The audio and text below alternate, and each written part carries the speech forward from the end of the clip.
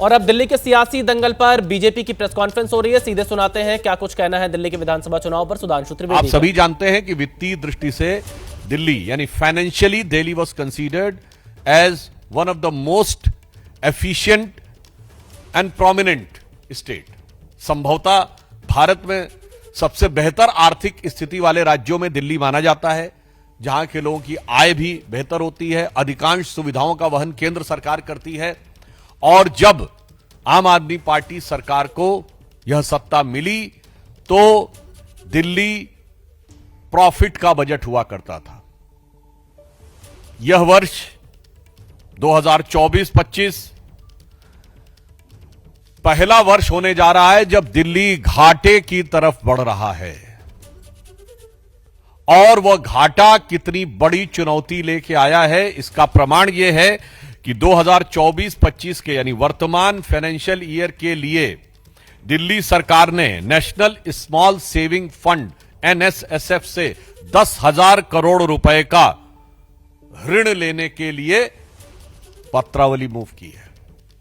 और यह परिस्थिति केवल तुरंत नहीं बनी है या अनायास नहीं बनी है, उत्तरोत्तर पिछले 10 वर्षों में दिल्ली में यह स्थिति खराब होती चली गई है। 2014-15 में, 2015-16 में दिल्ली का जो राजस्व लाभ था यानी रेवेन्यू में जो सरप्लस था दैट वाज 1.56%, 1.56% था। यानी कुल मिला के सामान्य दृष्टि से कहें तो जो आय थी उसके मुकाबले जो व्यय था उसके मुकाबले आय 1.5% से अधिक थी, यानी आर्थिक दृष्टि से स्थिति ठीक मानी जा रही थी।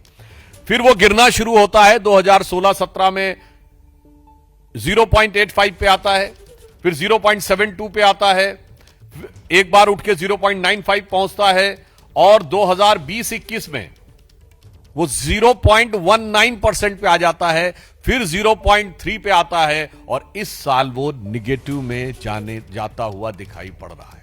अर्थात ये जो दिल्ली में घाटा उपस्थित हो गया है, ये कोई अनायास अचानक किसी परिस्थिति के कारण नहीं हुआ है। ये आंकड़े बता रहे हैं कि 10 साल निरंतर नीचे जाते जाते जाते जाते ये आज घाटे की तरफ आगे बढ़ गए। और जो नेशनल स्मॉल सेविंग फंड्स है NSSF, उससे जो इन्होंने 10,000 करोड़ की इस बार ऋण लेने के लिए आवेदन दिया है वो भी ऐसे नहीं है।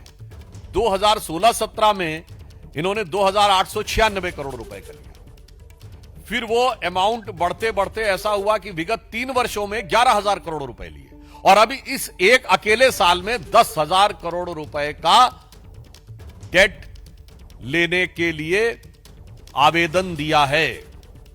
यानी अब आप समझ सकते हैं कि दिल्ली के खजाने को लूटकर और खजाना खाली करने में इन्होंने कितने कीर्तिमान स्थापित किया। और इसके अतिरिक्त एक और बात बताना चाहते हैं, जो केंद्र सरकार से सहायता मिलती है, ग्रांट इन एड, आप उस विपदा का स्वरूप समझिए, आपदा का स्वरूप समझिए।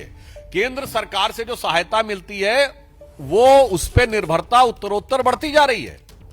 2014-15 में जो जीडीपी का 0.47% ये ग्रांट इन एड पर, यानी जो सीधे आपको एक प्रकार से दे दिया जाता है केंद्र सरकार के द्वारा, उस पर निर्भर थे, वह बढ़ते बढ़ते 2020-21 में 1.54 हो गई।